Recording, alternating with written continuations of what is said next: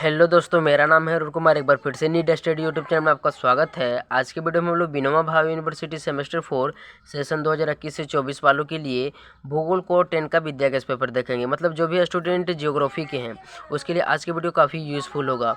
ठीक है, तो वीडियो में बने रहिए क्योंकि आज की वीडियो में मैं 10 से 12 इंपॉर्टेंट क्वेश्चन को बताऊंगा, जिसे आप यदि पढ़ लें तो इससे आपका एग्जाम अच्छी तरह से निकल जाएगा। तो समय को बर्बाद किए बिना हम लोग चलते हैं विद्या गैस पेपर को देखते हैं।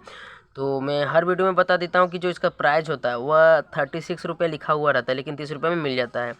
तो इसे आप देख लीजिएगा, ठीक है। और एक बात मैं बता देता हूँ कि जियोग्राफी कोड 10 जो होता है, जियोग्राफी कोड 10, ठीक है, मतलब भूगोल कोड 10 का पेपर, उसमें केवल पर्यटन से संबंधित प्रश्न आते हैं। तो प्रश्नों को देखकर आप समझ जाएंगे, ठीक है, किस तरह का प्रश्न आता है, कौन कौन से प्रश्न पढ़ना है। तो पहला प्रश्न हम लोग देखते हैं।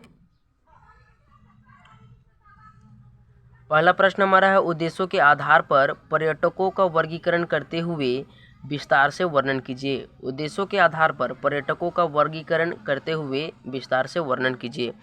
तो आपको उद्देश्य के आधार पर पर्यटन का वर्णन करना है, पर्यटकों का वर्णन करना है, ठीक है, और उसके बारे में बताना है।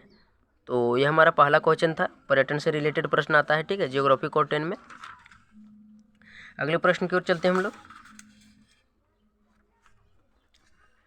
तो अगला प्रश्न हमारा मिल गया, ठीक है। देखते हैं अगला प्रश्न हम लोग। अगला प्रश्न हमारा है, पर्यटकों को आकर्षित करने वाली कारकों का विस्तार से वर्णन कीजिए। पर्यटकों को आकर्षित करने वाले कारकों का विस्तार से वर्णन कीजिए। तो आपको बताना है कि पर्यटक जो होते हैं वह किस कारण से आकर्षित होते हैं, उसके बारे में बताना है, ठीक है। तो ये हमारा दूसरा प्रश्न था, इसे नोट कर लीजिए जल्दी से। अगले प्रश्न की ओर हम लोग चलते हैं।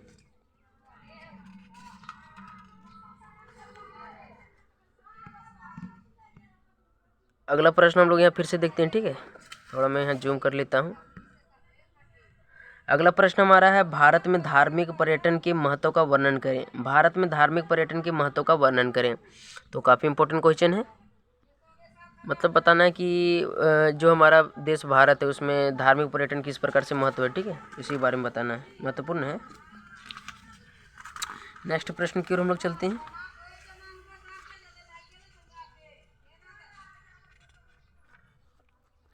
तो अगला प्रश्न हमारा मिल चुका है, हम लोग यहाँ जूम करके देखते हैं ताकि अच्छा से हमें समझ में आ जाए, ठीक है। अगला प्रश्न हमारा है, पर्यटन द्वारा प्राकृतिक पर्यावरण पर पड़ने वाले प्रभावों का विस्तार से वर्णन कीजिए। पर्यटन द्वारा प्राकृतिक पर्यावरण पर पड़ने वाले प्रभावों का विस्तार से वर्णन कीजिए, ठीक है। तो इसको नोट कर लीजिए जल्दी से, इसमें केवल पर्यटन से रिलेटेड प्रश्न आता है। अगले प्रश्न की ओर हम लोग चलते हैं। अगला प्रश्न हम लोग देखते हैं। अगला प्रश्न हमारा है, झारखंड में कौन कौन से पर्यटन केंद्र पर्यटकों के आकर्षण केंद्र है, स्पष्ट कीजिए। झारखंड में कौन कौन से पर्यटन केंद्र पर्यटकों के आकर्षण केंद्र है, स्पष्ट कीजिए।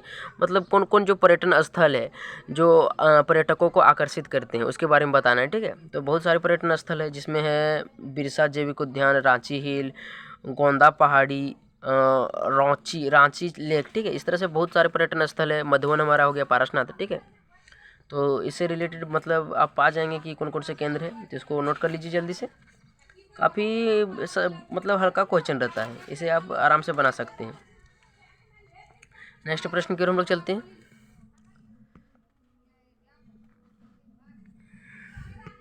फिर से हम लोग यहाँ जूम करते हैं थोड़ा सा, ठीक है। तो अगला प्रश्न हमारा है, पर्यटन के विकास के लिए भारतीय रेलवे कार्य कर रही है, स्पष्ट कीजिए। पर्यटन के विकास के लिए भारतीय रेलवे कार्य कर रही है, स्पष्ट कीजिए। मतलब पर्यटन के विकास में किस प्रकार से पर्यटन जो है ना अपना महत्वपूर्ण योगदान देता है, भारतीय पर्यटन, भारतीय रेल, ठीक है, उसी के बारे में आपको बताना है। तो इसको जल्दी से नोट कर लीजिए इस प्रश्न को। नेक्स्ट प्रश्न की ओर हम लोग चलते हैं।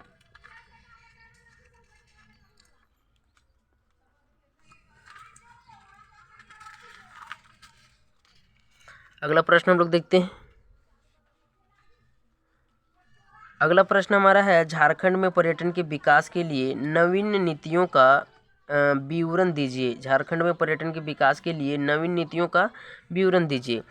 मतलब झारखंड में पर्यटन के विकास के लिए क्या क्या सरकार के द्वारा किया जा रहा है अथवा किया गया है, उसी के बारे में बताना है। तो इसको भी नोट कर लीजिए। अगले प्रश्न की ओर हम लोग चलते हैं।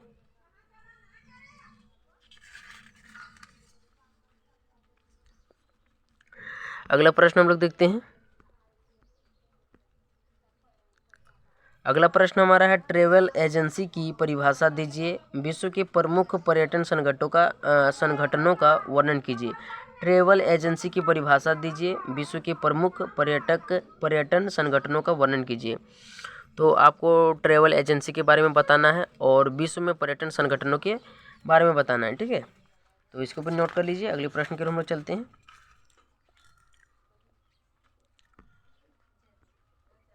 अगला प्रश्न हमारा है पर्यटन के सामाजिक एवं आर्थिक प्रभाव की विवेचना करें। पर्यटन के सामाजिक एवं आर्थिक प्रभाव की विवेचना करें। तो इसको भी जल्दी से नोट कर लीजिए। अगले प्रश्न की ओर हम लोग चलते हैं।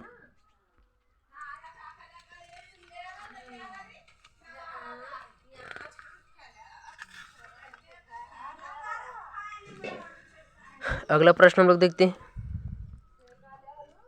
अगला प्रश्न हमारा है पर्यटन में होटलों की भूमिका का वर्णन करें। पर्यटनों में होटलों की भूमिका का वर्णन करें, मतलब पर्यटन जो है उसमें होटल किस प्रकार से अपनी भूमिका अदा करते हैं उसी के बारे में बताना है, ठीक है। तो काफ़ी इंपॉर्टेंट क्वेश्चन है। बिना होटल के बिना पर्यटन नहीं चल सकता है, ठीक है, लगभग। तो इसको देख लीजिए। अगला प्रश्न हम लोग देखते हैं। अगला प्रश्न हम लोग देखते हैं। अगला प्रश्न हमारा है पर्यटन में आवास की भूमिका का विस्तार से वर्णन करें। पर्यटन में आवास की भूमिका का विस्तार से वर्णन करें। तो काफ़ी इंपॉर्टेंट क्वेश्चन है, क्योंकि बिना आवास के पर्यटन नहीं चल सकता है, ठीक है। क्योंकि जो भी पर्यटक घूमने जाते हैं उसके लिए आवास की व्यवस्था तो होना चाहिए, तभी कोई पर्यटन कर सकता है, ठीक है। पर्यटन स्थलों का वर्णन मतलब भ्रमण कर सकता है। अगले प्रश्न के हम लोग चलते हैं।